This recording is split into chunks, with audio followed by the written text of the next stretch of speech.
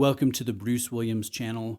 On this side of the scale, we have underrated. On this side of the scale, we have overrated.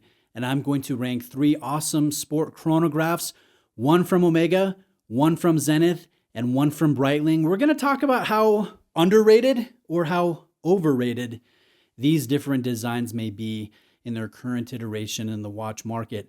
First, let me shout out Artem Straps out of Australia, out of Adelaide, Australia. Artem Straps specializes in sailcloth straps. They do premium Hydroflex rubber straps, which is what I'm wearing today on my SLA 051. These look like sailcloth straps. If you put them under the macro lens, it looks like it's crafted out of thousands of different fibers, but this is actually premium FKM rubber. It's perfectly comfortable, and I think a great way to change up the feel of your sport pieces. So I've left a link to Artem below. Yes, if you use my link, I get a small commission, so it's a great way to support my channel if you want to buy yourself a new strap and add to your own collection. Now, let's get to ranking these watches. I think I'm going to anger several of you that are watching this video, but that's okay. Let's hash it out in the comment section. Coming in with the first watch, let's apprise the Omega Speedmaster, the Moon Watch. Now, this one is just an icon. It's versatile, it's simple, I think it's timeless, but this is what makes it great. It is the NASA history of being used as a tool by astronauts on their wrists in low Earth orbit, on the way to the moon, on the surface of the moon, and on the return from the moon to the Earth. It just doesn't get cooler than being worn in space by astronauts in the 1960s and 1970s.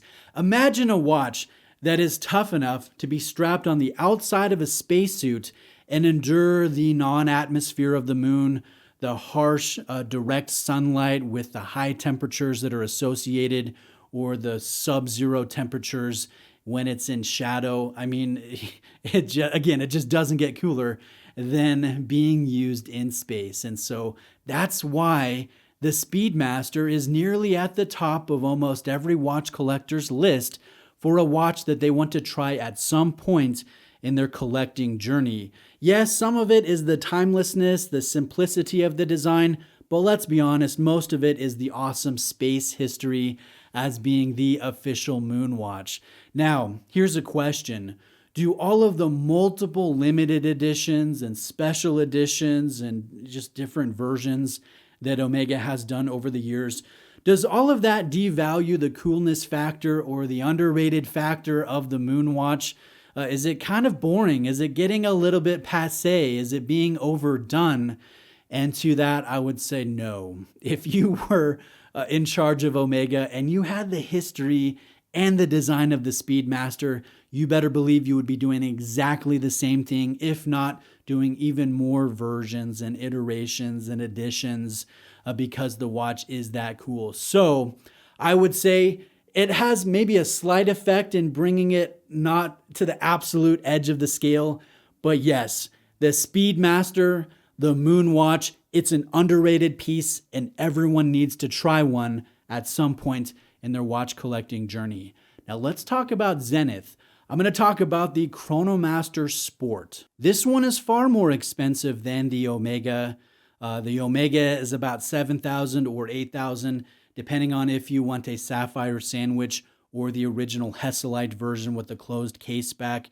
The Chronomaster Sport on a bracelet is $11,300, and it has its roots as being the first automatic chronograph, or one of the first automatic chronographs to hit the watch market back in 1969, the year that Neil Armstrong, Buzz Aldrin were landing on the moon and walking on the surface of the moon wearing Omega watches. Now, that reference that I'm talking about is the A386. It was a high beat chronograph. El Primero translates to the first. It had the tricolor sub-registers, and this is the root of the design inspiration for the Chronomaster Sport. Now, this watch today, it's Zenith's best-selling product, and they've really expanded the different options that they offer for this particular design. But here's a question. Is this a shameless ripoff of the Daytona? Is this a Zaytona or Zenith Daytona? I think that's kind of a divisive point. I've heard from many of you that no, it's not, right? It's not a crime to have a white dial and a black ceramic bezel insert with PCLs and black stripes in the stick hands. That just, Daytona doesn't own that design iconography. And I think that's a fair point. You look at this and it might have some visual similarities, but take a look at the high beat movement. This movement is pretty incredible. It has 311 different components. It has 60 hours of power reserve, and it has a 1/10 of a second chronograph hand. So yeah, very impressive. And you add in the fact that Zenith did produce a modified El Primero movement for Rolex for 12 years for the Daytona. Does that give Zenith license to make these kind of similar looking watches? Well, I would say on the surface, it's fine, but take a look at the bracelet. This is the part where Zenith is overly stating what they are homaging here. They're pretty shameless in almost recreating the Rolex Oyster clasp, even down to their logo being placed in the flip lock portion of the clasp. And I think that paired with some of their questionable releases that they've done, like the rainbow rose gold Chronomaster Sport, or the green and gold version, the John Mayer version, or the Platona color scheme. You look at some of these releases, and yes, it is kind of shameless that Zenith is basically saying, yeah, we're trying to capitalize on the popularity of the Daytona. So what? They're pretty upfront about that, in my opinion, without coming out and saying it directly. And so for that reason, I would say what would be an underrated watch falls a little bit more toward the center of the scale.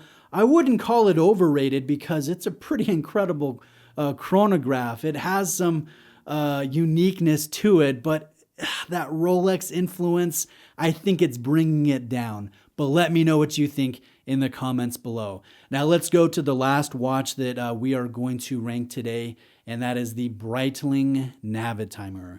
Now the Navitimer, this is the oldest watch of the bunch. It debuted about 5 years before the Speedmaster. And if you want to go down a fun rabbit hole, Google the Rodania geometer and see which one you think actually came first with that design. It's debatable whether it was Rodania or Omega. But anyways, the Navigator timer has awesome history. This has a slide rule bezel for calculations. So this is originally meant to be a tool for pilots as they navigate an aircraft, as they fly an aircraft. And so outside of the Santos, I think this is the quintessential pilot's design that a lot of people picture when they think of a pilot's watch. It also has become the brand icon for Breitling. People imagine Navitimer when they think about Breitling. I like the movement. It's called the B01. This is the only one here with a column wheel. This is the only one here out of the three with a 3-day hour power reserve. I like the options in terms of size, in terms of color, in terms of material. I don't like the different complications. If you come at me with a 3-hand Navitimer, I'm going to say that's totally overrated. But we're talking about the chronograph here, the original. Where does this fall on the scale? I think that this is definitely more underrated than it is overrated. This has the best ARC of the business here. And you know what? You go to a watch collector meetup, I've not seen another person with a Navitimer on their wrist. I've seen scores of Speedies. I've seen multiple Chronomaster Sports, but I've yet to meet someone locally that owns a Navitimer. So I think in the wild, so to speak, it's far less common. Now, this is priced like a Zenith. It's right up there if you're going to get a 43 on the beautiful 7-link bracelet.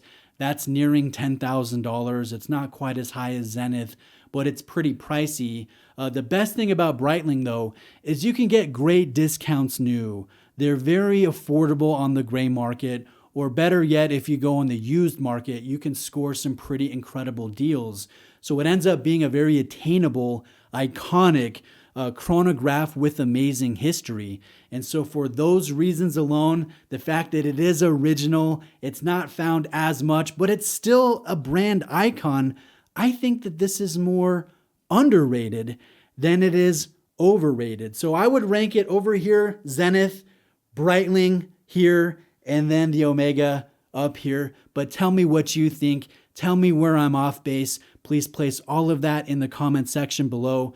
Check out Artem sailcloth straps. They are out of Australia. Again, a link is in the description.